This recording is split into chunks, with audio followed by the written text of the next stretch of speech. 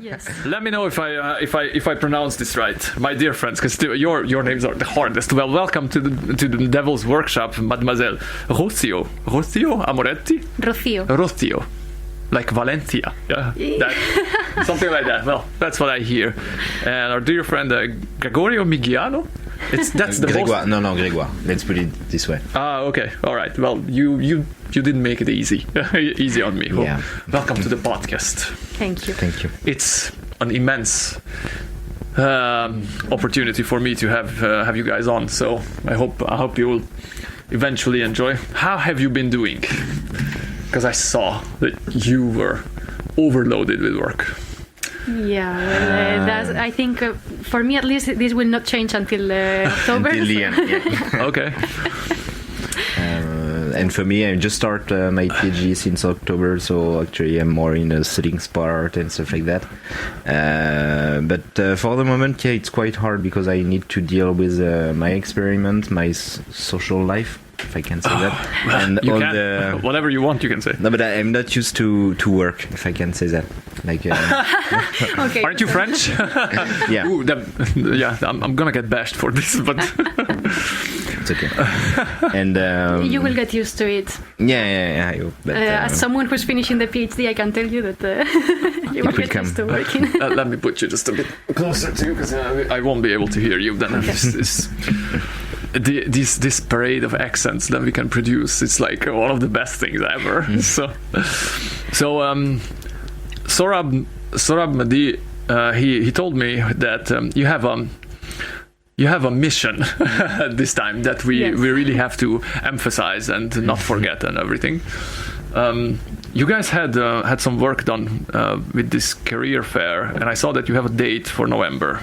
Yes. So somebody should tell us about this whole thing, because when the last time they explained it,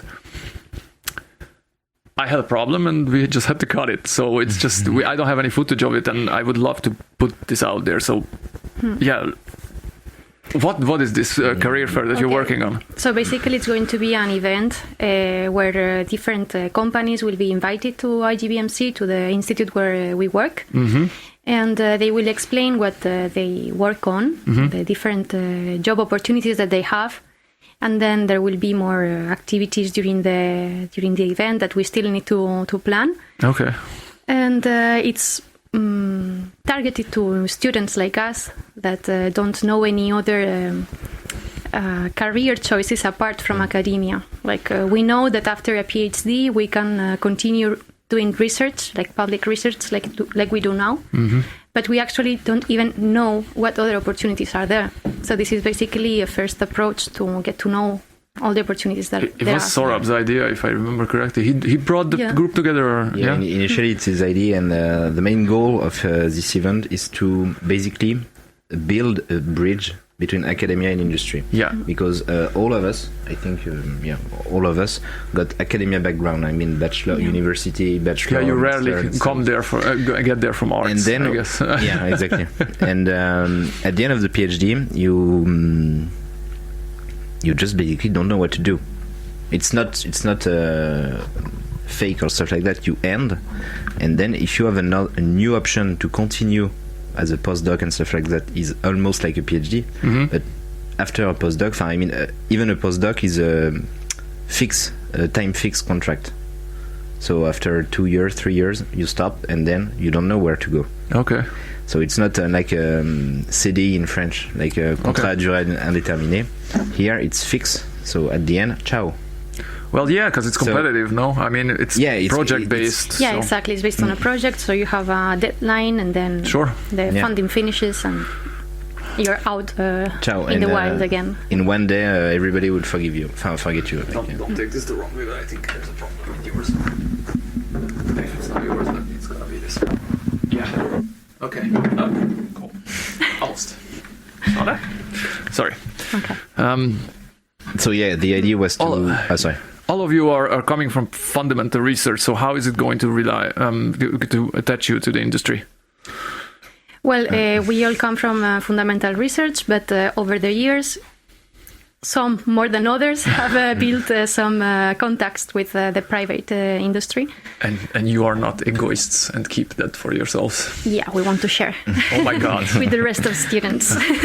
That sounds an amazing idea, I think. Would you target scientists or researchers outside of the IGBMC? Or is it all inclusive? No, we plan to open it to the doctoral school in general. Yeah. Oh, wow. All around Strasbourg. Basically. Yeah. Oh wow! For the moment, it's that's very that's very ambitious. Yes, it is, because we are starting it from scratch. So Cool. it's the first time that we organize this in Strasbourg at all. Okay. So there's a lot of work to do. But well, we are doing quite well. We are well organized. We got a good, at least that's true. Sorab push us a bit, but in a good way. Let's go. He show us the way, because we have no clue where to go. I'm not kidding. I have no image edition, stuff like that. There are many different aspects. Social media, I'm really, I have problem with that. It's okay. Can you give me just an instance? I mean, I'm just curious how it looks like. For example, we need to prepare some pictures for we every week we make an interview to someone in industry. Where they explain to us their job and how they transitioned from academia to industry.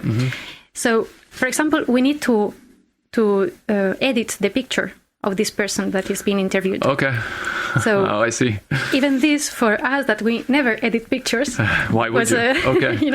Or I don't know. Yeah, there are many some things on Facebook that I didn't even know that existed. Yeah, how to share properly a post and stuff like that. Somebody must know how to program WordPress.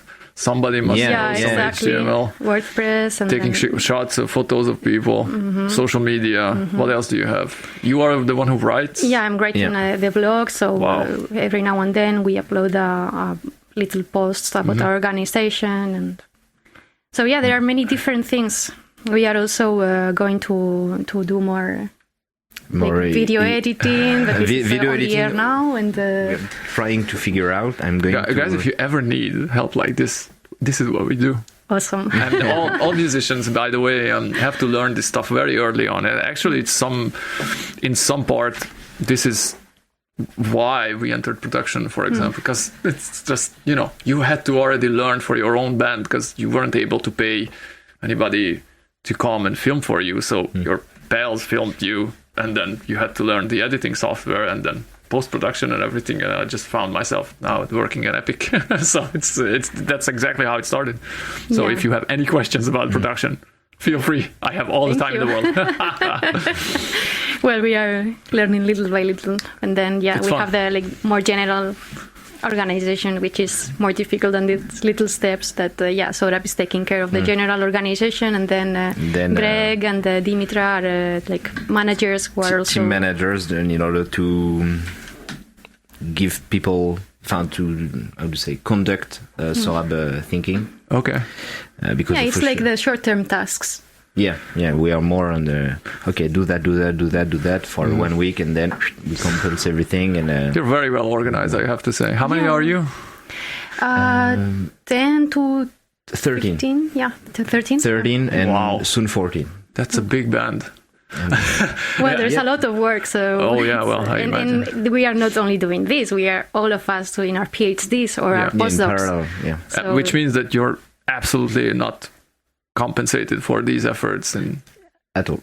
No, it's for true. It's just because we want to make this happen, because we believe in this idea that it will be very useful for. It is a very good idea. Yes. Yeah, I find it to be probably one of the most humane ideas that came out of the IGBMC, and less given that I have no idea what else, but well, it's a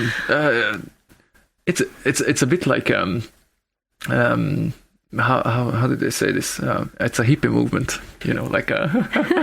but it looks very efficient. And to be honest, on the exterior, to me, it looks very professional also. You wouldn't be able to tell that this is not done by professional people, which means that you must spend an enormous time Yeah, we know that we are not professionals, but we want to make it as professional as we can. Possible. Yeah. Yeah. It's so. Did you have any? I don't know. Feedbacks. To be honest, we have 2 internal critics, which are 2 people, PhD students and like us, but we don't know. Nobody knows except Sorab. Nobody knows who they are. Oh, wow! And they are giving harsh feedback, like this article was shit, this stuff was bad. This organization was not good, blah blah, and then we try to adapt and adjust everything. It's a way for us to be more organized, like more, like having the feet on the ground and knowing. Always in a constructive way. It's useless to say. That's an awesome idea. Actually, you have control. Yeah. Yes. Yeah. It's almost like you are scientists and thinking about it. Yeah. At the end, yeah. Yeah, it's weird. And we start getting also feedback from companies because when Sure. you went to this event where. Of course, we compare how we are organized with other events related to us. Like, for instance, this week there were an event called. I don't know why. Oh, sorry about that. No, it's fine. If that's continuing, I'm gonna switch it out. It's fine. An event called Generation Startup. And Faculté de Pharmacie, just next to HGBMC. Yes. It was really funny because it's almost the same topic, like what you will do with a startup and everything. And they got a pretty good organization with at the end of the day, it was 1-day event, and at the end they got barbecue and a concert and free beer. Oh well, and I agree with the free beer. No, and then we find a lot of people. We were talking with a lot of people that I don't even know them before, and I was speaking about my project, my PhD project, like and of course, it's a hippie movement.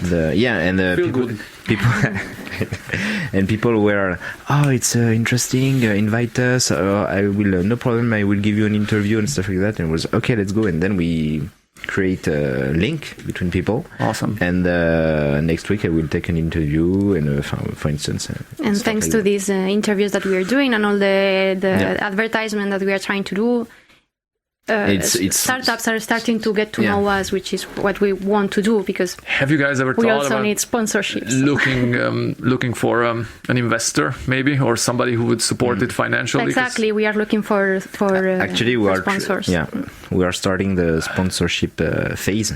Okay, if I can say that. And so basically we first want to target the company that we interviewed, and then we want to extend a bit, I don't know, maybe some bank or why not the city, Strasbourg itself? I think the city would be a very good idea. Yeah.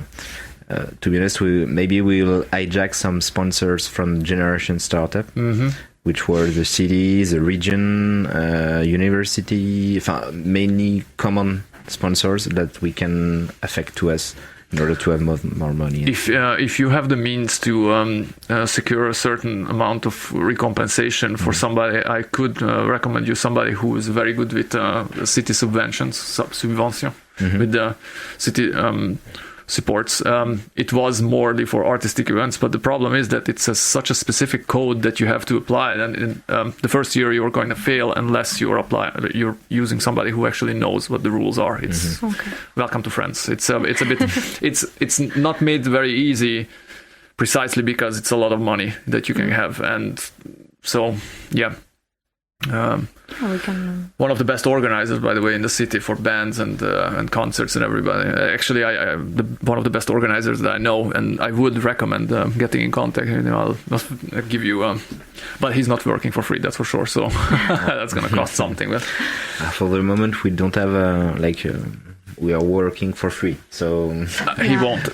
And well, you'll see. It's but if he can secure you, I don't know, 15,000 euros for your, I don't know, yearly project or something like that, then you can secure something just for him. It's like, it works like that. Yeah. So it's not guaranteed, but unless he does a good job, he's not getting anything either. So in that, well, I would go in that direction, and hopefully he's not watching this episode. He will know who I'm talking about. So it's it sounds great. I actually can't wait to see how it turns out. I'm not sure I will be invited to the main event. And You can come. Everybody can come. It's really open. No, I'm not kidding. Well, I might just for the sake of it. I mean, it's gonna be fun, and you're gonna have free beer, like you said. No, everything I bring, depending I can on drink. the sponsors that we get. Yeah, exactly. We need to organize a bit the end of the day, because if you bring big metal bands, then you can have a lot of beer. Yeah. Heineken loves to sponsor, or Monster. If you bring, I don't know, motorcyclists or. We are not at this stage of the organization yet, so we will let you know when we know about the party stuff. Sure. Okay. but for sure, cocktail at the end. So beer, maybe cocktail. You guys think that it's an overall problem in academia? I have the impression that you guys think that it's an overall problem in academia, that some people similar to having similar jobs to you or similar kind of research have absolutely zero idea where to go, or just very narrow ideas where to develop themselves. But here's my counter question, which I should have asked Sorab, is, isn't this really in the interest of those companies who are only known by these people to keep it this way, and then so that these employees wouldn't know that they have a lot of possibilities? I'm just asking, isn't it in the counter interest of a lot of companies who employ people like you? If the event would be against the interest of the companies, you mean? Yes. No, I mean there are companies that could benefit from this event, because they get to advertise themselves and their activities and their what they can offer, and it's not only for PhD students. It's also for the companies, because they can build relationships with the labs in Strasbourg. And at least they want to hire a PhD student. PhD at the end. Yes. So it starts to make networking. It will be mostly networking, and at the end of, for instance, for myself, at the end of my PhD, I can, if I create contact now, can use it later on and stuff like that. Yeah. It's a magnificent idea. Because the event is very based on the networking. Yeah. Of course, sure. No, I understand the concept. There will not only be like talks where there's a speaker and all the people are sitting and that's it.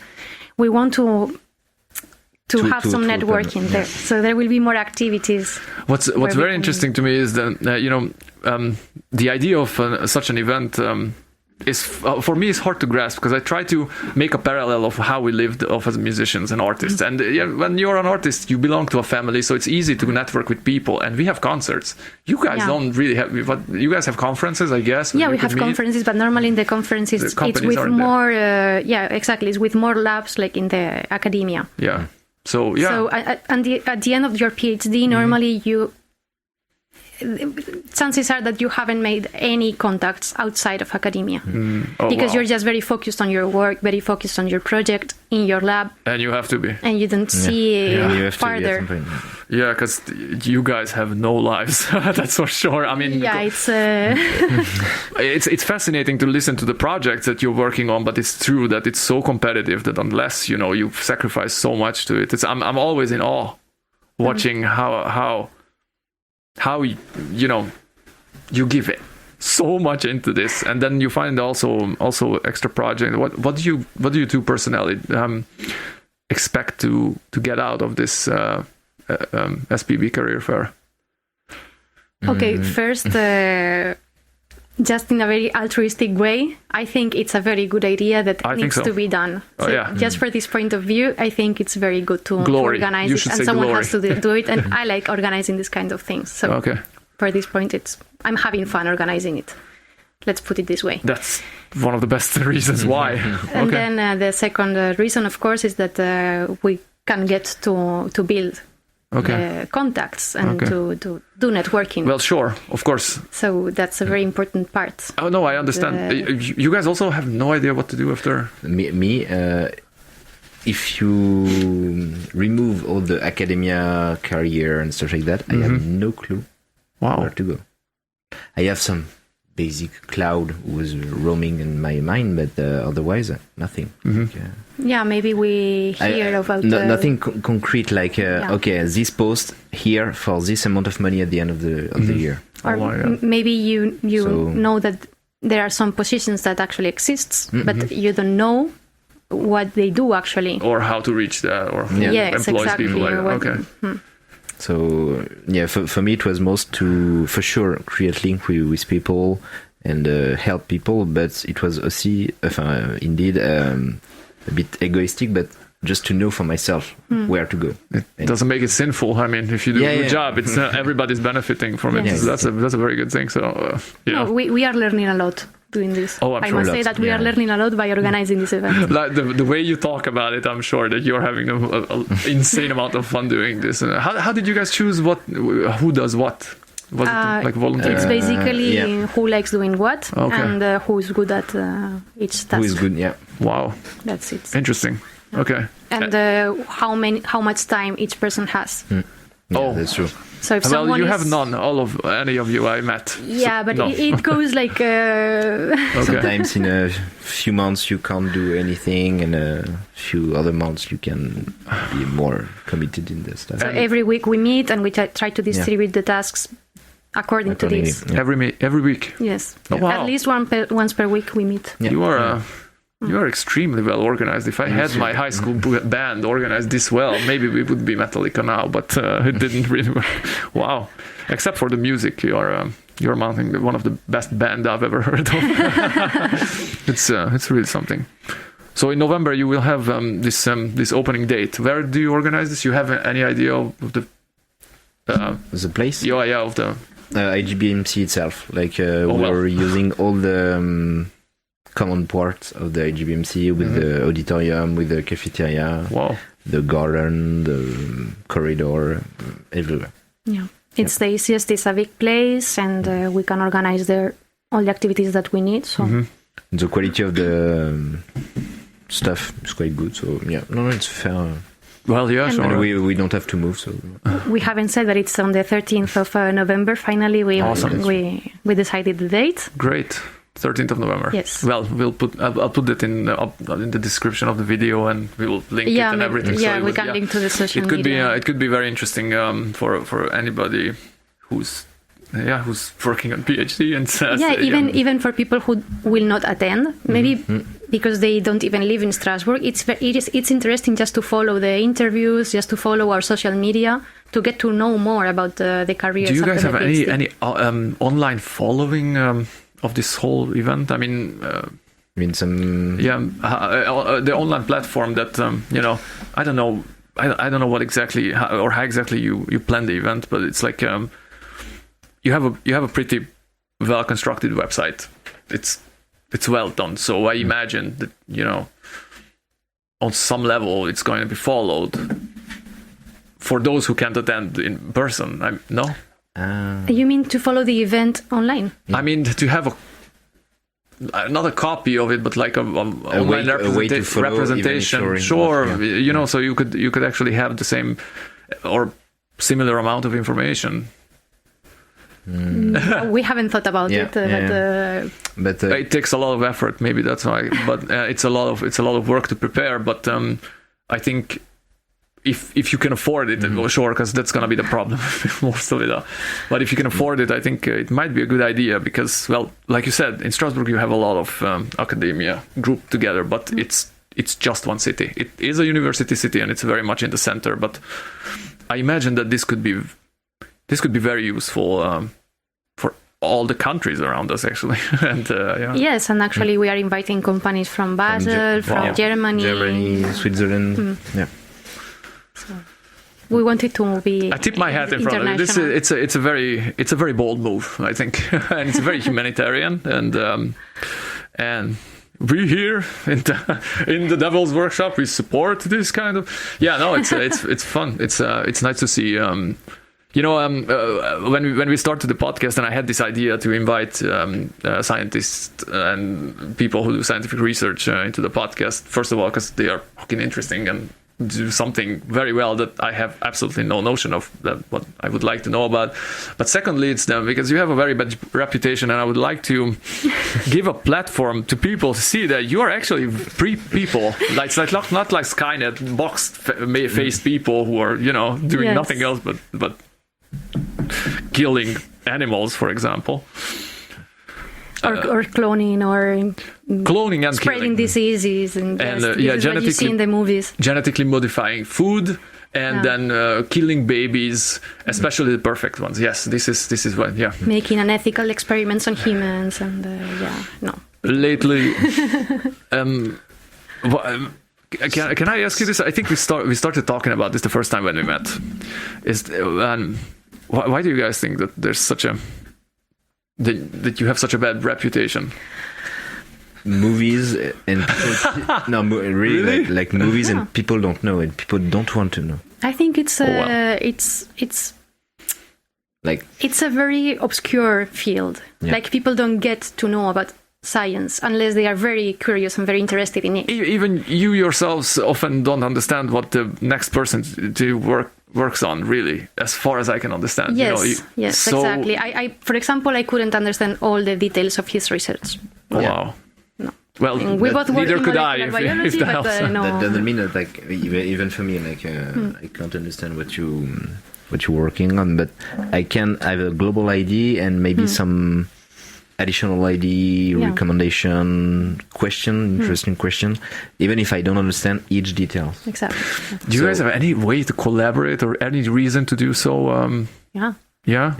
Yeah, there are many collaborations between labs in academia, and all around the world. sometimes you lack a technique that other lab has. Oh, wow. Then you share, and boom. Okay. That's really Or common there. different areas of expertise. because, That's exactly what I meant. Is like you are so specific in what you do. Right? Is that there's over 1,000 people who are working in IGBM each day, and it's unless it's working all together and everybody could use the expertise of the certain person who is there. It's it's hard to imagine how could it function.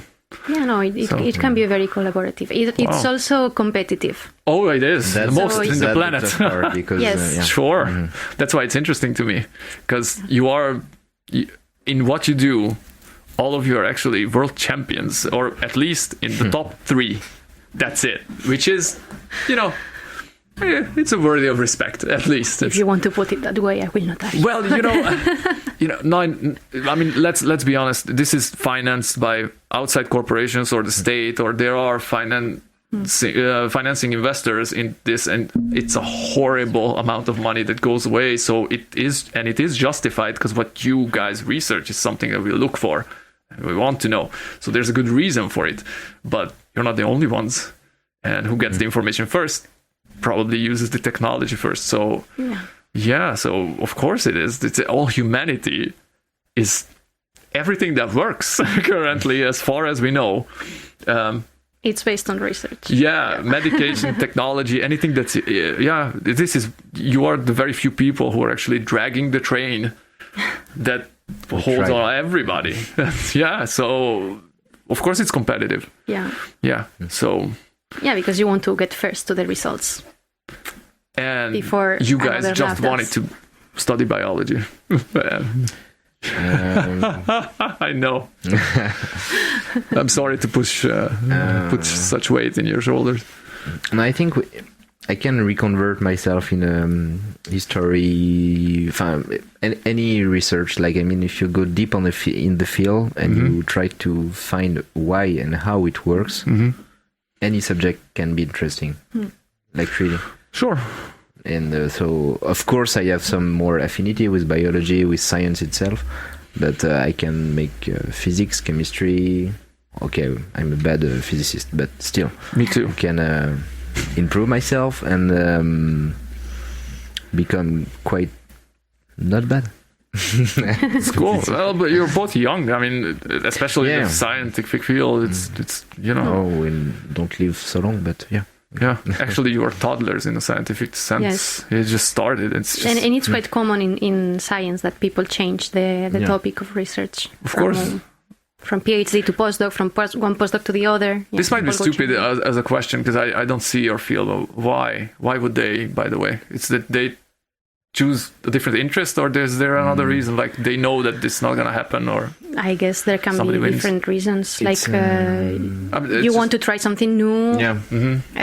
You realize that your field where you're working now is less promising than other fields where, I don't know, it's the state of the art and it's like what's everybody talks about, so you want to move there, or you just find a position. Okay. Yeah, that's the reality. Okay. But for me, it's more like a question of a maturity. Like you start with the subject, like us, PhD, and then you develop your stuff, you find your idea, and then you got a position that will change a bit your mind, your way of thinking, and you go step by step like that. And for instance, if you take music, you can start by guitar, and then one day you try bass, and you're shit, I want to continue bass. And then bam, you change your topic, but at the beginning you were guitarist. So No, And then you can specialize in one kind of music or another, but always bass. Okay. Thank you for translating it. That's exactly what happened to me. I can relate. This is okay. It's both of you have chosen what you're working on currently? Yes. Yeah. So I don't know if I can ask this. Does it make you happy? It does. yeah. Yeah. Actually, yeah. That's one of the reasons why I love talking to you people. Because it's like you have it's obvious. You're happy to be able to do whatever you do. I chose this position because of the project. Oh, really? Yeah. Yes. Wow. Because when I did the interview with my boss, he explained to me the project, and actually I had studied cancer. But then how much can you talk about the project? I would. I know you told me, but I would love to have it on, record, because just the basic lines, because it's fucking fascinating and I love listening to it. Let's try to keep it short. Yeah, So well, yeah. You are. Let's try to keep it short. How close are you looking into animals? That's all we want. So basically, my project, it's so in our lab we are interested in the B cells, which are the immune cells that produce the antibodies. Oh yeah, okay. And the antibodies are these molecules that can recognize pathogens to fight against them. So there are different kinds of antibodies that are called isotypes, and these are produced.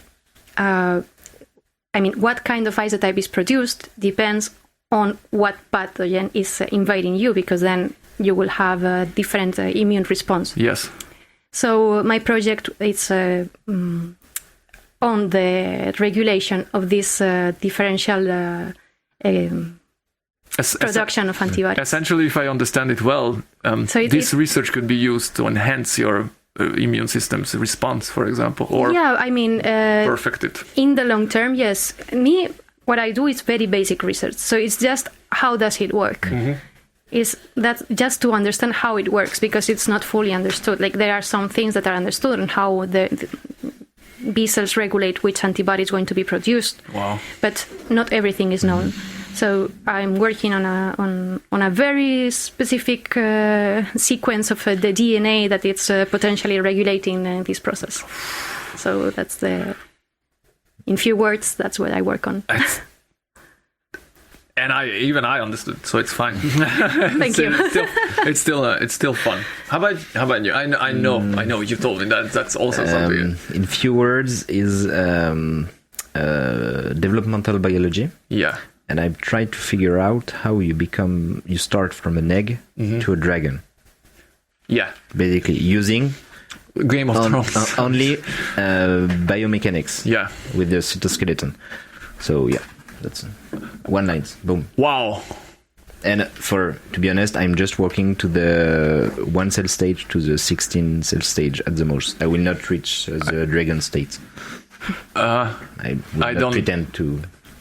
Okay. But just to make it clear, he doesn't work with actual dragons. Yeah. No, that wouldn't be ethical. Yeah. Oh, really? That's the one problem with it. Okay. Now, could you, if you were able to make a dragon, would you? Don't answer. But yes. Yeah, yeah, I know. Dragons, really? I mean, this is how you conceptualize the end product of your. I mean, it's fancy to talk about this way. I get it, and it sounds amazing. Kind of a dragon without wings and without. It's called a snake. legs. Yeah. It's like a very small snake. Yeah, very very small. Ah. Like 1 millimeter. How long is it? The itself is like 1 millimeter. Well, yes, 1.5 millimeter. Okay. Well, it has to start somewhere. I mean, Yeah. you're at the very conception of it, so actually you're a mother to all of them. I'm just kidding. Kind of, yes. And I call them my babies, so yeah, like, That's pretty much as close as we are going to get. Actually, you have gotten closer than most men I know to produce something living that's so close to your own body. I mean, yeah, it's a female exclusive club to produce humans, but you know, I produce songs. Those are my babies, but I think this is a bit more valued. At least looking at your salary, but well, I'm just kidding. How does one stumble upon something like that? I mean, I know. Here's the problem with these concepts. Both of them sound very interesting to me, but when you think about how many questions can we ask about the universe that we don't know, it's pretty much an infinite number. Yeah. Why these? I mean, the dragon sounds fancy. Everybody needs dragons, obviously. enhancing your or actually knowing how your immune system functions and why, pretty important if you want to stay alive. That's obvious. And we have a lot of threats foreseen, like the superbugs and everything that should be countervented. But how do you stumble upon like this? And when do you guys think this is gonna be done? Never. No. Never. I mean, your project. It's no. Never, yeah, never. I thought you were speaking more. I think more we know, more there is black box. Like if more questions pop. I know. Yeah. So for me, from my point of view, it will never end. And for my topic, I think you have a lot of will cell take stages. many so. years. Yeah, so you could continue just going to up to 32, and that's just When I started the PhD, I was continuing the project of a previous PhD student. Oh wow! And now that I finished, someone else will have to continue my project because new questions arise. You don't get to. You know, it's it might be a stupid question because I'm not a PhD student or I didn't take part in any side of this academia, but it's you don't get to bring this project with you, or isn't yours? It's the labs. Yeah, well, sure, but they financed it. So yeah, and you leave the lab, so bye. It's like I think some people when they finish a project and they move to another lab, or especially when people establish their labs as a group leader for the first time.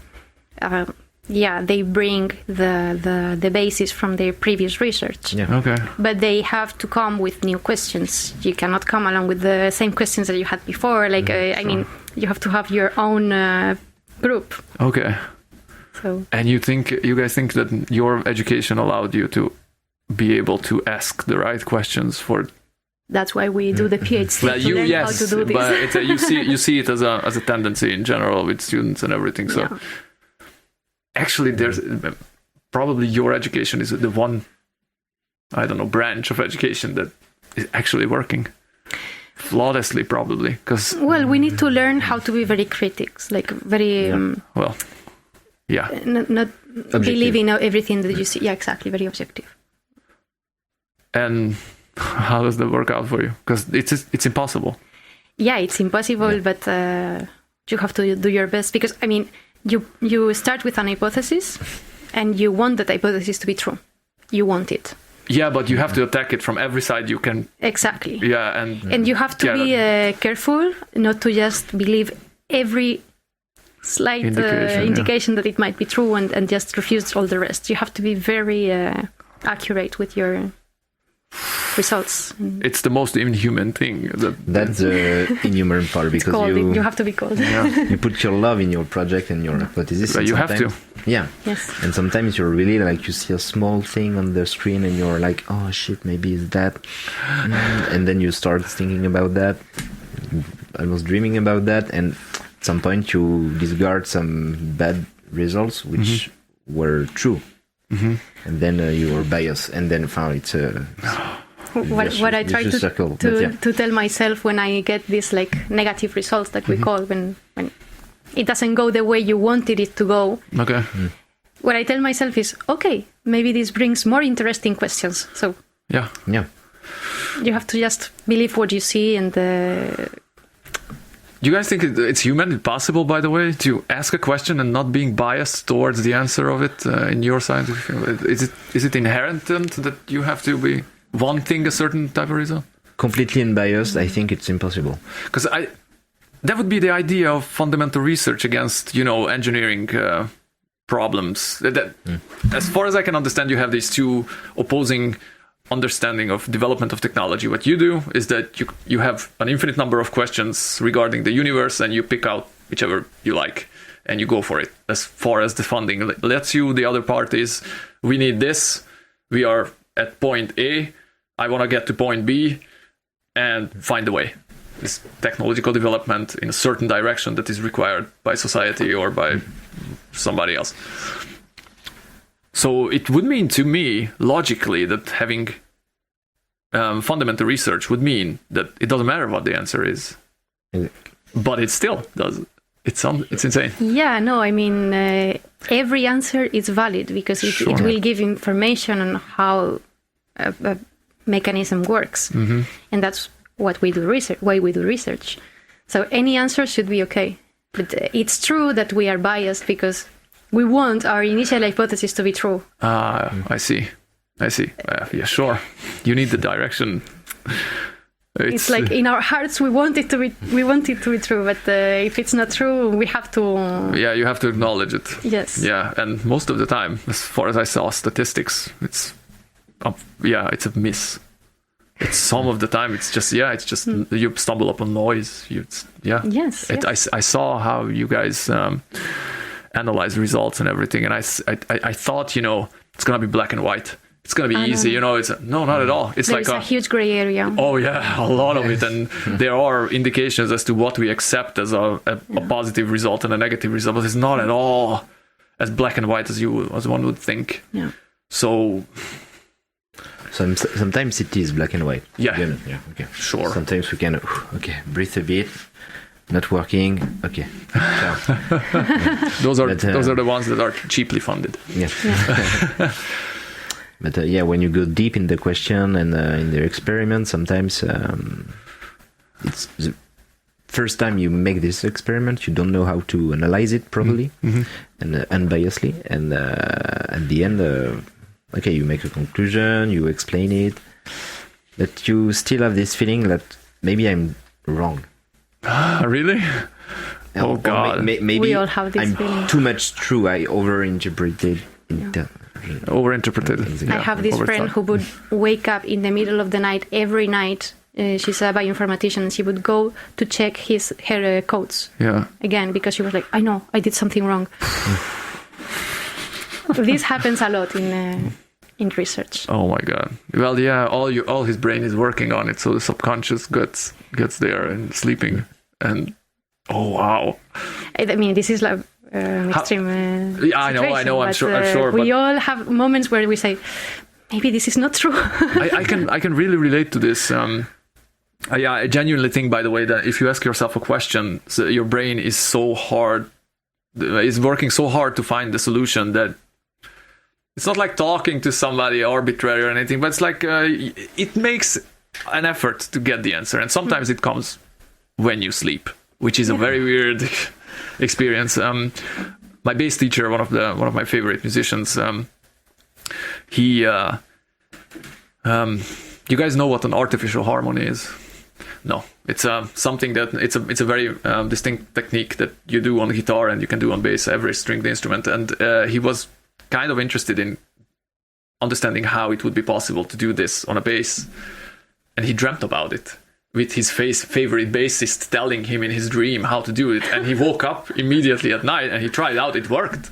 Awesome. It's just how is it possible? That's awesome. But yeah, so I hear a lot of stories like this. Yeah, no, it actually happens. I think when it's like when you try to remember something and you try very hard and you never remember it, but then you are washing your dishes and it's like, Yeah, that was it. Yeah. It's when you stop thinking about it, when you stop making the effort, that it comes. Yeah, happens very often. Let me ask this then. How does the rest of life enter in the equation of this? I mean, if it's not too taxing or it's not a problematic question for you, because this requires a lot. If you want to be good at your field, you're there all the time. Yeah. Yeah. Not just as a PhD student. I see Sorab, he's not swimming in free time either. Not like he wants really, but I don't think, he's one of the most intelligent guys recently I met, and he's traveled, speaks a couple of languages, knows what he wants to do, successful at what he does, very good organizer skill, speaks well, looks good as a guy. And so, I mean, and he doesn't really have the time to have friends outside of these scientist circles, which is not necessarily a bad thing. I'm just asking how you guys live this. Yeah, it's true that sometimes, I don't know about you, but me, for example, because I don't come from Strasbourg, me too. Coming from a different city, you move to sometimes to a different country, you don't know no one there, and the people you get to know is the people from the lab. Sure, that's what I'm asking. It's like all your friends do exactly the same kind of thing you do. You organize all your life, and yes, your professional and your social life based just with the same people. That's very common. In the very same way you are segregated from society. That's why I think... And maybe that's also another of the reasons that society don't know that much about science. Because we are not known for being, good communicators. You don't have the time, I think. It's not because you don't want to. But maybe we know with such a level of detail our topics that if we try to explain to people who don't know nothing about science, it's very hard. Yeah, no, I imagine it might and if be we the just case. No, they also I had to defend you people a couple of times.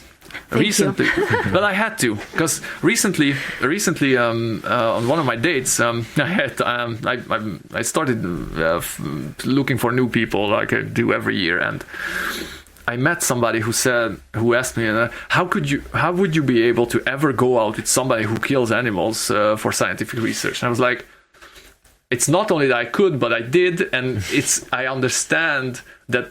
What would you replace it with? Would you like it to be tested on rocks, or what? You don't want medicine tested, or what? They would love to work on humans, but it's against the code for good reason. There is a huge polemic with this animal research, and I understand if people don't know about it, that they just criticize it. Because if you don't know anything about animal research and you just know that they are killing animals, it's like, oh my god, that's inhuman, that's so bad. But actually, even researchers, we don't like killing animals. We don't enjoy it. Sure. It's not something that we want to do. But you have to. Yes, in some topics, there is no other way of knowing something. And yet, when we have to work with animals, we have to demonstrate that we cannot answer the question in another way, first of all. Oh, wow. Then we have to use the least amount of animals possible. Yes.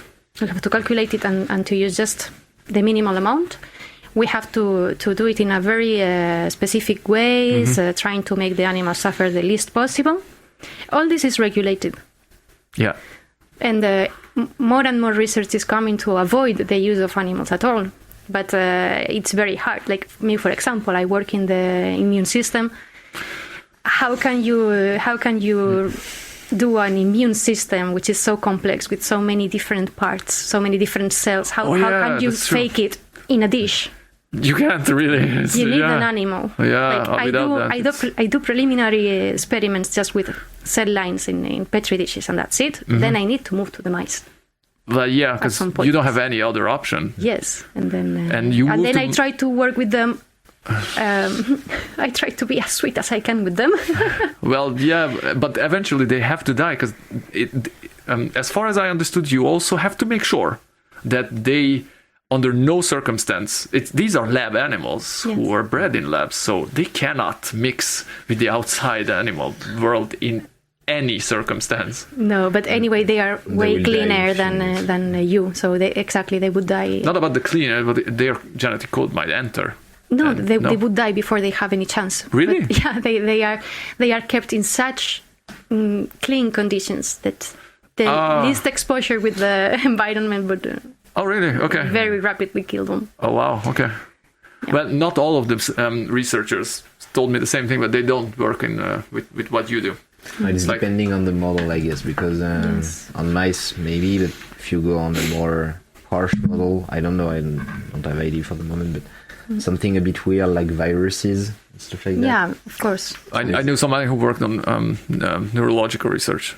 So, by modifying genes and playing around with your line of code, you can see what kind of modifications you make. But if those animals would get out, this modification But would get the out. chances that animal gets out. Yeah, I know. not, It's we actually once theorized what would happen, and it's the whole building gets sealed way faster than anything else, and it's prepared. And it's fascinating. It's not for nothing. Then you guys. For example, we cannot open the windows in the labs. Yeah, well, that would be a pretty big breach of security, I would say. There are no actual windows. It's just glass, but you cannot open it. The door is always closed. You can only open it with a badge. Yeah, sealed and. Yeah. I know it's not your level of competence, but how many projects do you think there is in IGBMC currently running? I mean, 1,000 people. How many projects? Yeah. Oof. Me, I work on 2 or 3. So if every PhD student works on several projects. Wow. Okay, so it could be a couple of thousand, easy. Yeah. Oh. Wow. It's this building does not hold as much knowledge. Maybe the size could be, the block could be pretty much, but it's an important. It always fascinates me when I go there. I'm so glad to have stumbled upon this, because the thing is, being an artist and being somebody who's very good at communicating, well, I'm shit at this. I had no previous education in any of what you guys do, so we would never meet. It's just out of chance, and I ran after this idea. It's like, let's talk to these people, because again, as a musician, we meet the same kind of people all the time. Either it's the audience or it's other performers, and the conversation remains the same, and it's fun. It's fun, especially if you meet somebody who's very high up. But you guys do something so different, and it seems like society actually needs you. So I know I do. So that's great. So either of you are in Strasbourg since a very long time. It's very obvious that you are not outside of your own country. En effet. En effet. Tout à fait. Let's switch to French. Have you I'm joking. have you left? To work or just to travel? Well, if it's for travel, I would say for more than a year. If it's for travel, I don't think you would. More than a year, no. And for work, like few weeks, and that's it. Is it voluntary? I mean, it's your choice on your end. Yeah. Why? I'm just. Comment je peux le dire? On aime la France, c'est pour ça. Non, j'aime bien la France. Everybody does. That's why we're here. J'aime la France, j'aime ma famille, et je voulais à la fois. Pourquoi pas rester un peu à la maison avant de. You're gonna make it hard on me to subtitle all of it. Please don't. We'll do a different episode with you in French. I love my country, I love my family, and I wanted to mix my international-based work with that. So I moved to. Initially, I came from Paris, so moved to Strasbourg. It's start to be an effort for me. It's a bit far. Oh la la, 1 hour and a half by train. But no, after that, maybe postdoc abroad. Why not? You wouldn't mind? Yeah. Yeah. Okay. Like, step by step, and then in one day I will open my new lab in Australia. Why not? Why I'm asking this is I wanted to know, this is something that I have absolutely no look upon, and you're the first French guy who is doing scientific research that I have here. So I just wanted to know whether there's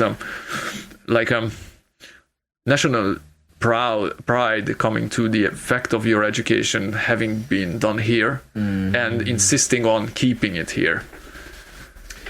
Actually, it's not true because I'm asking. If you want a permanent position here in France, you need first to go abroad. Sure. No, but it's like in your documents, you need to prove that you go abroad for many years doing research abroad. Otherwise, you can't have a fixed position in French. So it's not like something that we want to keep, but something that we want to share and then for sure keep, because it's mostly family issues. Like you're coming back for your parents, for your girlfriend, for your child, anything. And at least sorry business exception, but maybe one day we'll come back to India to again family, girlfriend, house, stuff like that. Build where he knows the most, basically. So it's unclear for you. You would have to go abroad somewhere. Why not one day? But at the end, maybe I will stay in France. I think I will too. If we don't go on the wrong way, for sure. But what do you mean?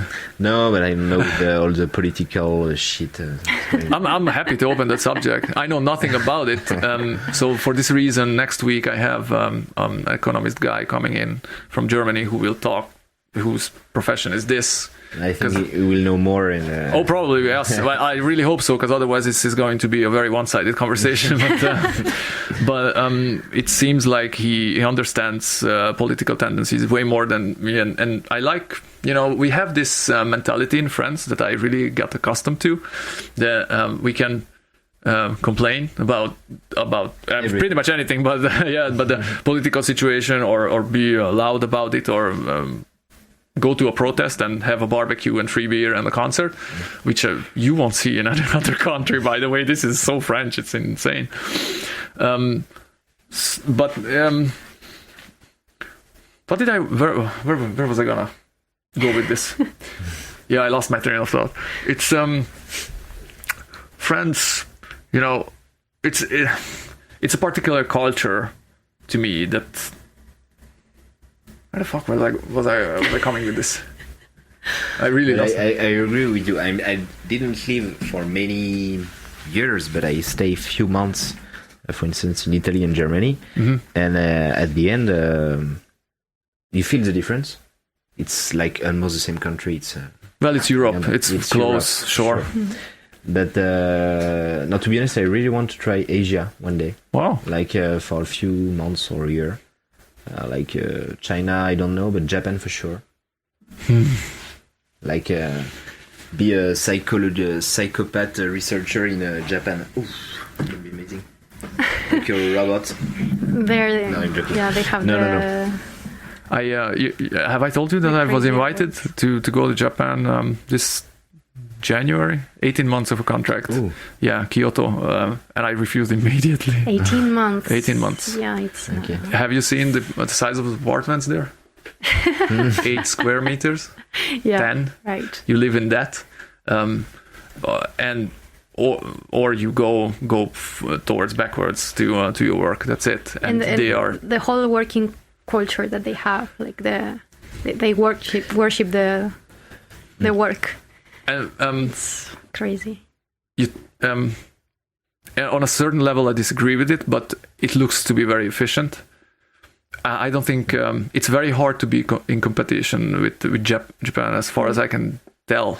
Is it the same for you guys, by the way? Because I imagine that they have a research compartment. Yeah, they have research. Oh, sure, but of course, is it substantial? It's very competitive. It's competitive, but it's another way of thinking. It's another approach of science, of research. In research, I think that if you put a lot of pressure on the workers, at the end, the results are not so good anyway. And that's really the European point of view, if I can add. Yes. Oh, so a well-balanced individual will produce the most reliable results. For example, in the United States, it is quite common that they give the same project to two people in the same lab, so that they compete between them. And the first one who gets the results will publish, and the other one will get nothing. So it's a way of being very competitive and getting results very quickly. Well, that's what they do best. I mean, so it's based on the results, not on the people. And this can lead to very, very problematic situations in which the competition leads to people to want to cheat. Yeah. That's happened a lot. And that's a problem. And if you don't put pressure on people, but you say just collaborate between you and take your time and get to the results, chances are that you don't need to cheat. Even with that, there is survive. some people who cheat. But as far as I can, aren't they allies in these efforts? They are your concurrents. They are your competition. I mean, the States to Europe. I don't know. I mean, in the United States, the research is crazy. They have a lot of funding. They have a lot of money. It moves very, very fast. It's a lot of people, so of course. Yeah. So if you know that the project that you're working on, some lab in California is working on the same thing, you better stop having weekends. Wow. Okay. How would you know? By the way, I'm just curious. Conferences. It's announced. Announced. And then when you present your topic, and then suddenly a guy came. It's interesting. Your hypothesis remind me something. And then bam, he took all the notes. He took picture of your results and stuff like that, and bam. He redo everything, or he modify stuff, he adapt the hypothesis, and at the end. But at least, maybe you can get scoop, but except if you're doing exactly the same experiment with exactly the same hypothesis, but there is always slight difference. Well, sure, because you're in fundamental. Yeah. So I think even if a guy told me I got the same results as you, but I published 1 week ago. I submit 1 week before you, and ciao. Maybe I'm sure there is many ways to approach the results, or maybe I don't know. But it's not always lost. I would say that you don't want to see yourself in that situation. Sure. But in case, I hope I will think like that instead of. So it might not be a very good idea for you guys to talk in detail about what you do, because but I don't think you can talk in detail when you have enough data. Okay. If it's very preliminary, but it's a very good idea, you don't want to talk about it in congresses and conferences, because people can get the same idea, and if they go to a very big group where people will be working on it and you are alone, I see. They will get there first. So, but if you have a lot of data and you are very close to publish, just out of curiosity, either of you take part in a project that's like that it's better not to talk about because it's so fucking good of an idea. Me not. I have a few colleagues who get scoop at the end. Okay. But they find a way to jump on another topic, on another approach. Well, I think with a lot of results that you're getting from any kind of research, it's easy to jump a box and just use. But it's a bit it was a shock for her, bam. Yeah. Huge. There is a lot of time that you have. Yeah, you spend almost all your life on this precise stuff, and at the end, you got a barrier in front of you, so you need to find another way to. Yeah, but you can see this. I think it's interesting, these issues, because you think on yourself, think on what you did, and it's more a mental game than if you go straight to your initial hypothesis, which it works. Okay. So, yeah. I don't know. I really wish that it not to happen to any of you, but it's but to some it's gonna, because we are essentially, it's easy to stumble upon the same kind of interest with concurrent or competitive field. So who are the main competition? Can we? I mean, I know it's a very generic and basic question. I'm just trying to understand. China is not somebody who you share data with, and as I understand, you mean in country? Yeah. Because I don't know if it's country or continents or companies, maybe. I think it's on a smaller level. It's just between labs, the competition, because the labs finance are somewhere. You know, Yes, that's the investors. But in the end, decide. you're competing to get to an answer for a certain For project. your investment, for your investor. To get funding, you mean, in the first place? No, I mean, it matters where the funding is coming from, and I think it influences what your capacity or possibilities are in terms of research. I mean, there's certain type of projects that you can get high. No, I mean, I might be wrong. No, yeah, of course, research goes way faster if you have money. Well, That's- yeah, and Of course. I mean, you guys aren't So- exactly poor, and I think it's mainly because it's funded by the European Union, by the state, by various corporations who are interested in what you find. Yeah. Obviously, for very obvious reasons, is they want to use the findings to develop something new, and they are very eager to get this information in the first because they have concurrent companies who are doing the same thing on the other side of the planet. So that's how I mean, like, Yeah, you know, no, the I investors, understand. investors dictate. I don't know much about this level. I don't know much about... You have enough stress as is, I guess. So Yeah, I have enough to worry about. yeah, okay. No, I don't. You don't share with the Chinese that I know because they think very differently. I Yeah, think. it's a completely different. They have ethics. different regulations and... yeah. Yeah, so it's often you find it not reliable, they don't find it reliable, so it's not. Yeah, that's a concurrent. It looks like competitive. The states. Yeah, the states we exchange. Yeah. Okay. Yeah, it's, Even in China, sometimes there is a. But China is completely apart. yeah. It's they have their own game. But That's very obvious. Still, they publish something. You can read it, but You have your to- doubts. yeah, like Oh my god. Normally, every scientific publication goes through a process of peer review. Yeah. So this should tell us that what is finally published is true. But it's like an exam that the article has to pass in order to be published. So Well, it doesn't mean much to me, so you have to explain that. basically, once it's like a control. Yeah, you have a controlling entity. What is it? You- or you who is it? publish- so it's you write an article, for example, you get the answer for your project, and you write the article and you send it to a journal where you want it to be published. Yeah, and So the editor of the journal will send it to scientists in your field who you don't know who they are, yeah. and these scientists will read the manuscript of your article. And verify whether it's They will correct valid. it. They will tell, okay, I don't understand why you say this. Your data doesn't support your conclusions, or these kind of things. It's better if you do more experiments on this side. I don't know. These kind of things. I see. Okay. So they will examine the article very thoroughly. Normally it's 3 different reviewers who will give back the comments to the editor.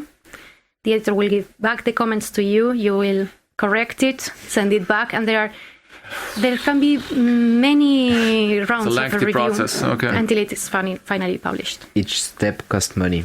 Sure. Like, These people have to eat somewhere, so yeah. no, but They are sitting in heated rooms. That costs. No, I know. I know. I'm paraphrasing, but it does cost. Sure, it does. yeah, but sometimes, like, even if you want to submit somebody, you need to pay. Yeah. Oh wow. Okay. Like, can you read my stuff? And you need to pay. Of course, because You you can are. say no or yes. Yes, you're asking for a. They can still say no after you pay. No, no. But you are asking an expert's advice or Journal. opinion. I don't know Sure. if they are expert or not, but they are. But they have to contacts publish. with other experts who might. That's why you pay for. Yeah, it's. I see that this is what's called a manager in music world. It's like, they don't know what the artist. They just know the artist and they don't produce anything. They just have the link. So they get The thing is that later, once your article is published, you lose the rights on the article, and if you want it, you have to pay for it. Okay. Even your own article. And so a research is funded by a third party, but not the sending of the article, for example. I might not understand. It has to come from your pocket. From the lab. Yeah. But it's in their interest to keep the rights for anything that they find. No, so they pay for it. I'm just asking. So the lab who wants to publish pays so that it is published, and they pay to the journal. Okay. And then these journals are not free. If people want to get access to these journals, they have to pay for it. So once you have your article published and you want to get access to this journal, you have to pay to the journal to get access to this, to read it. This is something that hit my ear. It's it's like using public money to as a lab you use public money at the most, and then you pay to give your knowledge and what you did to a private company that will sell your stuff. Well, yeah, but what is it's national money? It's a assemblement of private companies. I mean, the public money, the money that found the project needs to have a feedback afterwards. So if you pay a lab, you need to know what it did, which article, and at the end, the public need to know. And maybe it's one of the part of our communication mistakes, but I'm asking myself why is it not accessible to the grand public, even with a delay? Let's say with a delay, it's another business. The journals earn a lot through this. Yeah, but let's say, stuff that you have no use for anymore, like 5-year-old data that you earn, it's everybody. Yes, no. Why wouldn't it be accessible to the grand public? I mean, if I wanted to learn about this is, I read a couple of these scientific articles, and they are very hard to read already. Not only you would have to have the vocabulary and the capacity and the will to go to actually understand what's going on, because it's so specific. And you have to know the tools, and you have to know this. So it's a lot. It requires a lot, but also you have to pay for it, which is, I find it. There are some journals that are open access. Oh, really? That's true. Yeah. Okay, I'll do my research about that, because it's It's a very hot topic now. This. I think it should be with a certain delay when it's not up to competition anymore, when it's not about developing the new technology, but I would be interested. I think from the publisher's point of view, it's not about competition, it's just about profit. It's an article, so once they own it, they can do whatever ask they money want for it. And they are they do. Well, nothing's perfect. But you still do your thing for free. And I think that's why it's. I wouldn't say it's noble, but I really like the background of it. It's really fascinating to me, because as much as you guys are tried to be put into a box where it's inhumane. No, it's not. So these people have the same kind of problem. Everybody, they have their. I almost say 9 to 5 jobs, but no, that's a 9 to 9 job or a 9 to midnight job that you do, and then you want to go home and shower and watch a Netflix episode and just sleep and eat the same. You don't have time to cook or meet anybody, so it's the same kind of. We try. It's a miracle. To keep a social life. It's a miracle that you guys actually achieve anything, because it's just a human. No, you don't find the human nature is like so difficult to content in every aspect. It's just something's always off, and something's always missing, and it always looks like those fucking artists, they have it better than we do, and no, they don't. And I recently met with a guy who became big through video game music, and he was like, yeah, but I've been doing this for 15 years and I always wanted a band. And I was like, no, don't do that right now. It's not a good idea. You don't have no idea what you wish for. So outside of me, you don't get to meet a lot of people who are not scientists, but I would love to know what experiences did you have with it? How did your families react to the fact that you wanted to be scientists? To the fact of being scientists, from my side, they are super proud. Well, but of course, it meant that I moved to a different country. In this sense, they are not happy. Every time that I talk to them, when I call my grandmother, the question that she always asks is, "So when are you coming back?"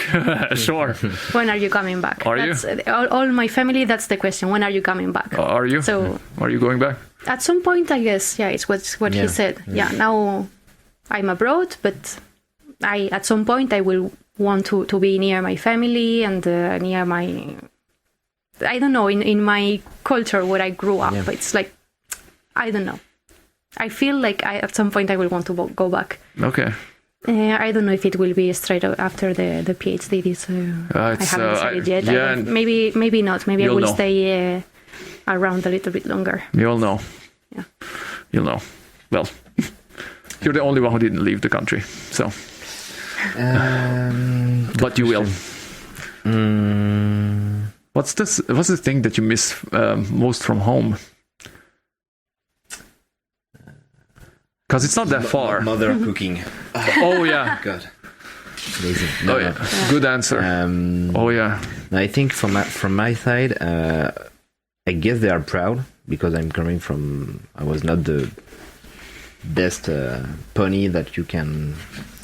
You played my bass with too much competence for to be a straight up scientist. Yeah, I know. And but I think on the other hand, they don't understand what is science, why you need to go far away, how you get paid, how you make money. But then are you a student or Yeah. are you working? What is it exactly?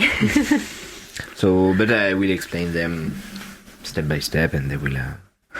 It's just they're not related to science at all, so that's why I think. And this field on this level didn't exist 100 years ago or 50 years ago. Wasn't this prominent? So sure, it's their generation has a hard time grasping it because it didn't exist. I mean, try to explain the concept of a YouTuber for somebody over 50. It's the same idea. It's like, where does the money come from? How do you live from this? And it's like advertisement. Sure, it's like views and merchandising and projects. You know how it's just it didn't exist.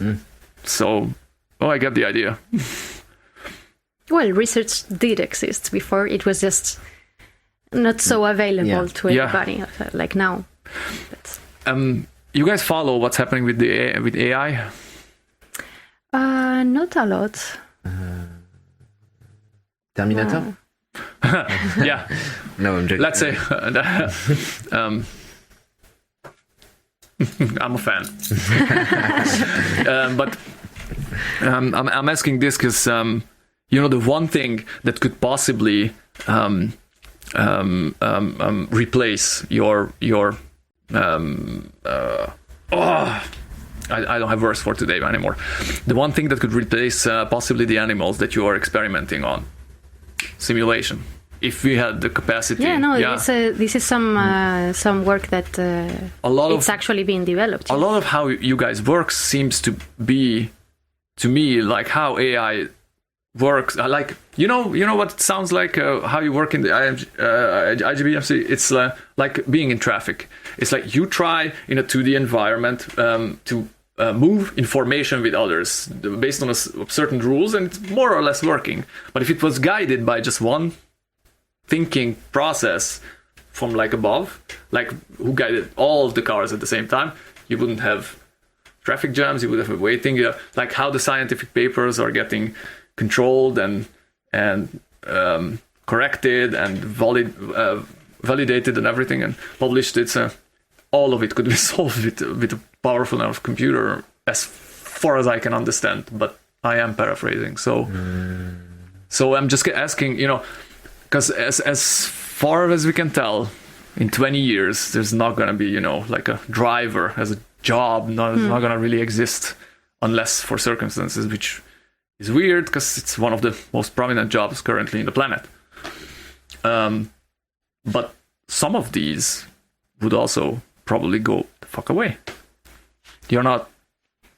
You mean some jobs in research that could some be, of the aspects, sure. Yes, of course. It's already the case. Yeah. Sometimes.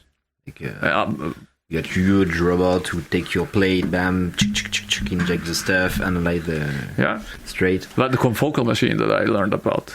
So you guys use a technology that was invented like 2 years ago, 3. The pinnacle of human technology in this regard. Costs a whole lot of money to use it, and but the fact that those guys who didn't have it 20 years ago, step by step, They took a month for a shot that you can take in 15 minutes. It's like with the Human Genome Project. Exactly. There were exponentially. There was a team who was working on the sequence of the human genome, and they took 10 years to get the sequence of a single human. Mm-hmm. And then in the last year of the research, some other team came with a new technology, and in 1 year time they had it. So they finished at the same time with the results.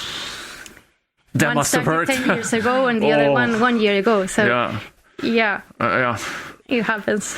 It could be the same feeling. Both published. Both of them managed to they I'm made sure an they felt an the agreement same about it also. and both published at the same time. Like it was a very big thing. It's like comparing the horse carriage guy against a MotoGP racer. It's like, they have gotten to the same point eventually, one of them just in 10 seconds. Exactly. Yeah, so it's... So technology evolves super fast. But you guys aren't going to be replaced at all, ever. You don't worry about this in any capacity. In my lifetime, no. Yeah. Okay. I don't think so.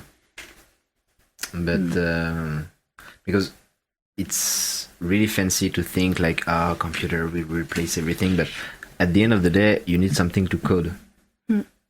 I think you know that. Like, that will not came like that. Like, boom, a machine will create another machine. Just it was God. Everybody knows. 7 days. It's. You don't have the Bible. Okay. No. It took a long time, and it has an underlying system. But here's the problem with AI. Similarly to how the genetic code is written, it's a similar structure. But as soon as it starts to correct itself, it grows to a size that is incomprehensible by a human-sized mind, and it still works better in efficiency, for example, or image recognition or video recognition. Way better. Yeah, it can solve many problems of humanity, that's for sure, and it will make our life easier. No, that I'm okay, but it will bring other problem. So at the end, yes. So they don't have motivation, that's for sure. As I said at the beginning, like when you find one answer, they bring another question at the end. So it will solve nothing. Like we will get another problem, and we will finish maybe like Terminator. Why not? It's really possible. In 2, 3, 500 years. Why not? Oh, you think so? It's that long? Why not? No, I don't think so. I don't know. To be honest, I don't want to. It's make any prediction, but it's not impossible. Something impossible for me. Like all the sci-fi movie and stuff like that, they are based on something that's possible. It is a fear of humanity, because I think we. I will invite my AI developer friend, because I have somebody who's in the field, and it's fascinating to listen to it, because they also understand that they have to develop it as fast as possible to keep up with competition. But the problem is that once this is like a Pandora's box, once it's out, you're not gonna put it back in the box. And if it's we have a network that's all around the globe for our communication, so the fields are already there to be occupied. So in case we stumble upon a mind that has its own will, it's a problematic proposition. But otherwise, as far as I can tell, this is as big of a cyberware that you will ever have, because this is a third layer to your consciousness. You can ask any question. It does calculation faster than you. Memories are better stored. Music is better stored. And so it's, if that's developed, I'm not going to shit on it. And we have, the motivation, the coding, like you said, it's like I direct the computer to research what I have to, but it has to be directed. I think, so. I guess we people who will develop it will have to supervise it somehow and make sure that it doesn't go wrong. But in the end, I think it can make life easier. Well, currently it does. General, but, have you tried talking to people in Australia? It's like with a touch of a button you can do. It's the easiest thing ever, and it's real time. It didn't exist 50 years ago, so it makes it easier. But it has its no, it is easier, but it has its downsides. Yeah, a lot, and I think we have little control over. You guys are but you have to use social media, obviously. I think it's Alexia who's taking care of. So she would have been the right person to ask about this. But you guys are on social media also, like with personal profiles and everything. How does it affect your lives? If you don't mind talking about this, is it you don't have? I don't know how much time do you have. I mean, I don't care about social media.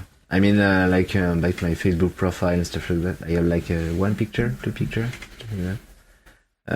I can do nice pictures. No, but I mean, yeah. Of course, fortunately, I can erase the stuff. Not erase, let's say hide the stuff because it will not get erased. But I can hide it now, so it's okay. It will, and I'm not publishing a lot, so I think I'm not a good organism to test some social media experience. It doesn't really enter in your life. But where do you get your news from, for example? Do you even? If it's important, people will speak about it. That's my main source too. People speaking about it. And I'm listening radio, TV, internet, stuff like that. Mostly internet to TV. Well, yeah, but where then? If you don't mind me asking, because I'm interested. Scrolling everywhere, not only on Facebook, but Twitter, Facebook, Twitter, YouTube, Google itself. Google is quite good, but the fact is sometimes he hides some information that it's not completely. You don't have the full package of the. You can't. It's too many information to handle. Yeah, so you would be overwhelmed before browsing everything. That's why I think, or they don't want you to know. Little conspiracies. We don't enter there. That's a whole other topic. Yeah. You guys believe in it? Like, we are being controlled and everything. It seems... Well, I think we are being controlled. Yeah, That's, in some manners, sure. That's for sure. But I mean, the traffic signs are there. It's 50, the limit. That's a control. So, yeah, I get it. But, I mean, to what extent? I'm not exactly sure I agree with your concept of getting your news. If you allow me to give you a debate about this, let's say, how fast were you informed about La Notre Dame fire? Less than 24 hours. Yeah.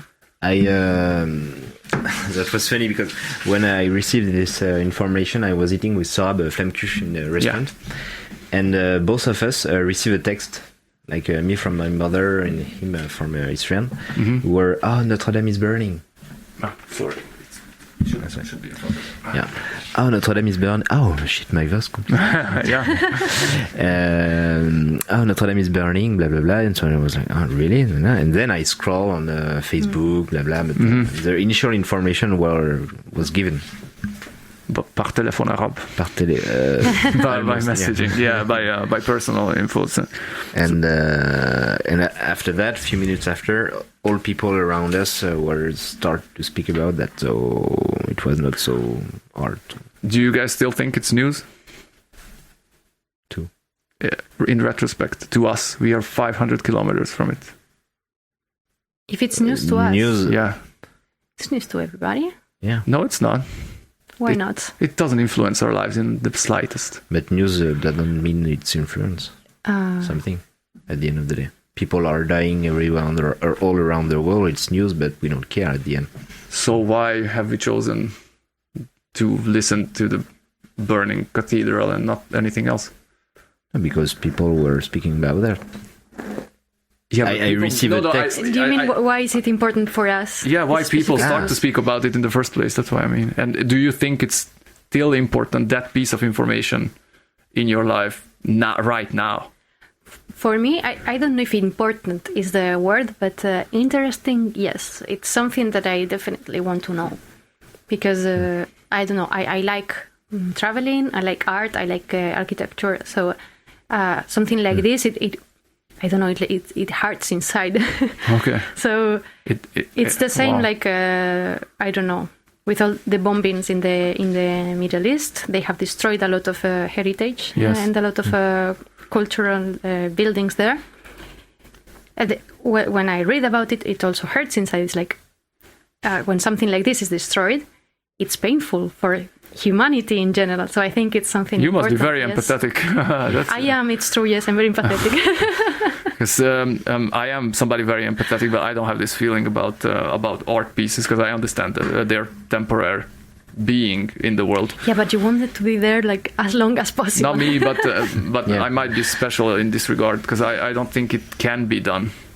I think it's a few, but it doesn't matter. It opens the door to more like how to rebuild it and in which direction, more modern, more classic, and it's also interesting, and it's something that I will definitely follow up and try to.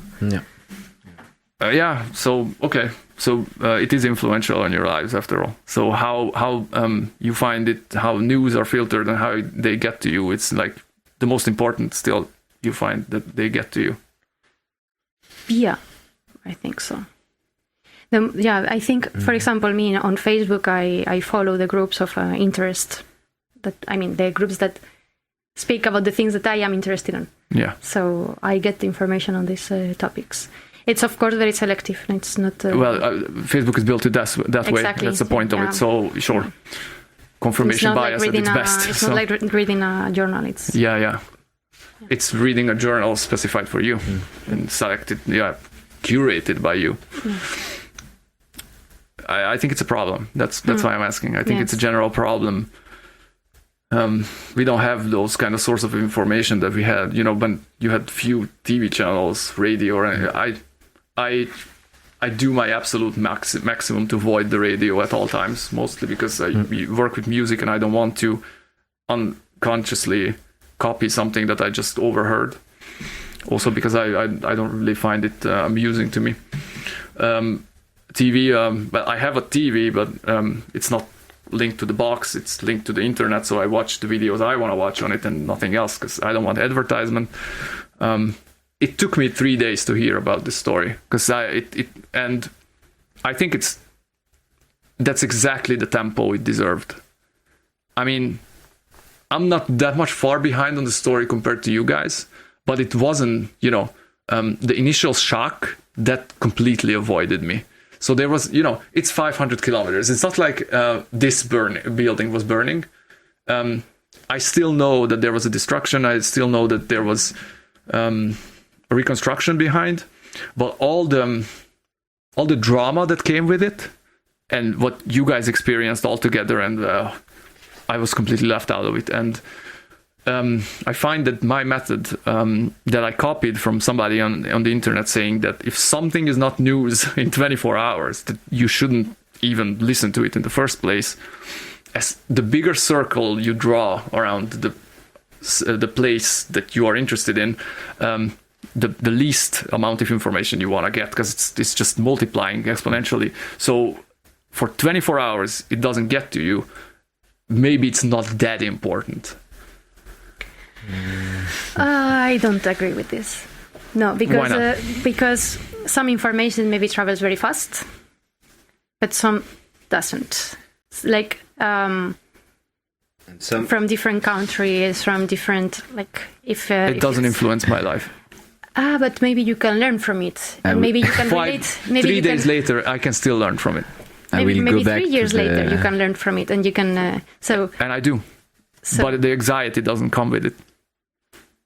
That's my experience of it. It's really dampening. That's why I'm just telling the concept. Some of them are going faster than other, but some of them are controlled. Yeah. If I go back to the conspiracy point, go ahead. It's your personal opinion. I'm interested. You guys want other beers? Because I can bring just a tour, for example, or something to drink. I'm fine. You? No, you're not so sure. Should be going? No, me too. Okay. At some point. All right. Well, I didn't plan on having you guys sleep here, but we can arrange that. I mean, my associate partner is still not here, so I hope he's okay. Oh yeah, it's been 1 hour and a half. So yeah, I don't want to drag you on and everything. It's just I would be interested in what. So you think it's controlled? No, not controlled, but every time. Not controlled every time, but at some point, when you got some hot topic, you can't spread it like that. It will, I don't know. Notre Dame is a hot topic. Without any sans jeu de mots. It was a hot topic, but we'll edit that out. At least you can't make a bad interpretation of that. You see what I mean? Bad interpretation? How could I make a better? Give me an instance, because I'm not sure I understand. I don't know. Like with politics, you mean? With like politics or how could politics enter into a fire? No. A lot. Like. A lot. Awesome. There's a lot of drama about that. Awesome. Enter. Just give me an instance. Like, it could be pulled out of thin air. I'm just interested in what you mean, because I'm but shit at this. Firstly, in France, we get many terrorism stuff, boring stuff like that. And when Notre Dame was burning, some people were saying, it's against something, terrorism. And so okay. And this is a trigger point. Yes, it is. Obvious trigger point. And after that, it was, but it's because of the politics, that blah blah. Our frontier is not closed, blah blah. Many shit. You see, I avoided all of this to the extent that none of it entered my world. And that's why. So imagine if you take a risky topic, not say hot topic, but risky topic, like Attentat Strasbourg, like the Christmas shooting, for example. Christmas shooting, that's or a good example. I don't know, a new weapon, like for if you go back to the time when the first nuclear bomb was made. Okay. Stuff like that. I'm sure it was made like many months, years before when the official release. Mm-hmm. Release, yes. No, but it's called an explosion, but yeah, sure. Too much bad. Like you can't. You can take it off if it's uncomfortable. Yeah, that's true. If you feel like it, I mean, sure. So I feel better because I feel really compressed. Like. Sorry about it. This room heats up, so. So yeah, you can't. You do know it opens, right? So you could actually just loosen it at some point. Yeah. But then it goes. It doesn't have to touch the top of your head necessarily. Okay. It's built to to keep on your ears, not musician stuff. Let it go. So you think I could have?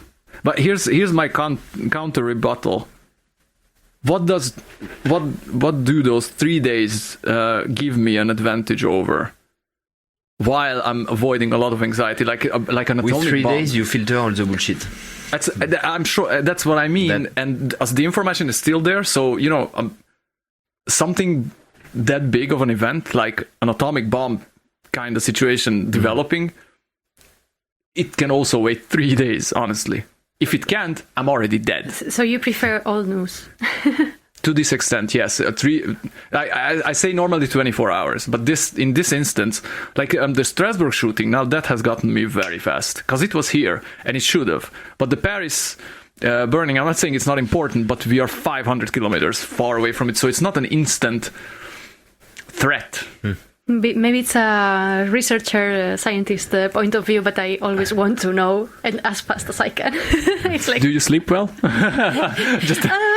Yes, you see, I do. I mean, partially because of this, I started cutting out because everything tries to get your attention, and I think it's very taxing. And you guys need it more than most people I've ever met. And I think, it's like the nervous system doesn't have an infinite amount of power to continue, and so if you let it go or randomly on subjects that could be interesting, but it's like a chewing gum. I've tried not to because I'm getting older than you guys, and I can feel I'm slower. I don't consider it like chewing gum. I don't know. Yeah, well, maybe that's the no. If it's interesting and everything, I mean, if you wanna, I'm not judging. I'm just interested in how you process this. Yeah, I know. Because we weren't taught how to use social media or how to filter news, or does anybody know how to filter news? Oh yes, people on the top. I will have an episode just with you, and we will go deep into this with my. And prepare my note because. Oh, you have notes? No. You should. Yeah. No. Come on. That would be fun. You go on internet, and there's many theory about who. Do you think we went to the moon? Oh God. I know how to get into the subject very fast. Yes, but why not? Like. Why not? Like. Oui, mais pourquoi pas? Enfin. Pourquoi pas. On n'aurait pas allé? Peut-être pas. No, I think we have we went, but the footage is fake as fuck. That they provided, it looks fake as fuck. It looks like people yanked from cables, and I think the footage might have been destroyed when they entered the atmosphere. I don't know, but I'm just paraphrasing what I heard on Joe Rogan's podcast, but this sounded plausible to me, that they used real film, and there's a magnetic area around the planet that actually destroys it when you enter back to the atmosphere, and it got destroyed, all of it that they had. So, but there are recordings that come from space, like not only this one from the moon. Like we haven't been to the moon since the 60s. Yeah. Well, it's not that easy. well, it's easy. Yeah, they technology. They are going to Mars. Sorry, the technology didn't go backwards. It's easier than ever. I'm just saying. It's in nobody's interest. That's for sure. Because there's nothing there that we could use except for like place and who knows, Darth Vader or whatever. But do you think they try a lot? Who? To find something interesting inside or outside the moon itself? Ooh, I don't know. To be honest, if I don't think know how many about times they this. stay. I don't know. Why do you think they went in the first place? No, the first place it was just to know. No, it was a show-off competition between Russia and the States. Yes. But at the beginning, the people who were the scientists who were behind, even if they were east or west, they want to know at the end. I hope. The scientists, yes, but the scientists aren't the ones who fund the research again. And you have to lack morality in certain sense. So, those scientists were also used for a bigger project. And so it's not them it's because of them that the experiment or the event is possible. Without them, it wouldn't be. But it's not their directive. It's not their initiative to go to the moon. They were employed to figure a way out to how to get there. No, that's my. I might be completely wrong. You have no stake in this. I know. I don't know enough. Me neither. Well, we are not working on the stuff, but if it's feasible, I don't know, to build a ship to go inside the cell, like you reduce yourself, you go in a ship and you go inside the cell and you can drive in the cell. It can be amazing. Oh, it could be. Do you guys think it's possible? I mean, you are tomorrow. No. If anybody knows if it's possible, then it's gonna be you. I don't think it's Ant-Man was silly. I don't know, but there is some nano machine or nanoparticle who can go inside and you can direct them, but not really. But I don't think they are equipped with a camera so far. Yeah, so. That's true. It's gonna happen. It's gonna happen. Sure. It's gonna have some reading before AA and stuff like that. Full AA control. It's gonna happen. Yeah. Okay. Yeah, but so they didn't have nanomachines back then, so the question is not even relevant. So whether I think they have gone, I think they probably did. I think so. Yeah. Everything indicates that technology that they have developed would make it possible, and we still use it. I mean, based on it, new technologies were developed. So sure, but the footage looks fake as fuck, and I work in video production partially, so it looks horrifying. This is not it. That's not space. I can tell you that. How the flag is not. There's no air in space. It's flapping. That does not happen. It's like you have the sun in one image of a guy in a combine, in a box looking outside into space, and the light coming from behind. The fuck? Who lit it? Who films these things when he's alone in the cabin? Stuff like this, it looks like amateur footage that they showed in the 60s, hoping that that's gonna be the only moment when the people see this, not anticipating that there's gonna be YouTube where you can watch it over and over and over again when the guy stumbles and it looks like he's yanked from a cable from up above. So that's why I think. That's why I asked this, but I might be wrong.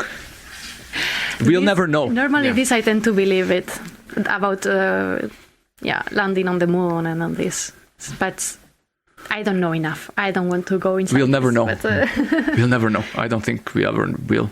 Same with Michael Jackson, for example. We'll never know. We'll never know. Yeah. Never know. Because we're on another continent. All right. well, If you have interest in these conspiracy theories, then yeah. I would say that we should get high and everything, but I don't possess the proper contaminating agents for this. But it could be interesting. I would love to go, just go there and go completely insane with one of the episodes, and I have exactly the people for that. You might be a good addition, because actually there could be some stuff that you actually know, where you would actually know what you're talking about, which none of us could provide. So. But then I need to work a bit on the topic and to prepare. All right. Because I'm not against people who say, this is conspiracy and stuff like that, but it's, why not? Okay, maybe it's true we go to the moon, but maybe not. You know? It could be. It could be just the fact that it's possible. It's justifiable why they would have faked the whole thing, since it was a competition of technology and show off. So sure. And it's completely different that the flat Earth and stuff like that. Ooh. No, I don't want to go on this topic. It's completely different. Because moon, we don't have any option to trust. I mean, either you trust yourself, you go to the moon, and then you know. But either we won't. you trust, yeah, exactly. Either you just trust the information. And so there's no glacier around the flat planet. I almost ordered a planet model like that. Nobody's bothered by the fact that there's a black pole in the very middle that's supposed to hold the sun and the moon that are circling.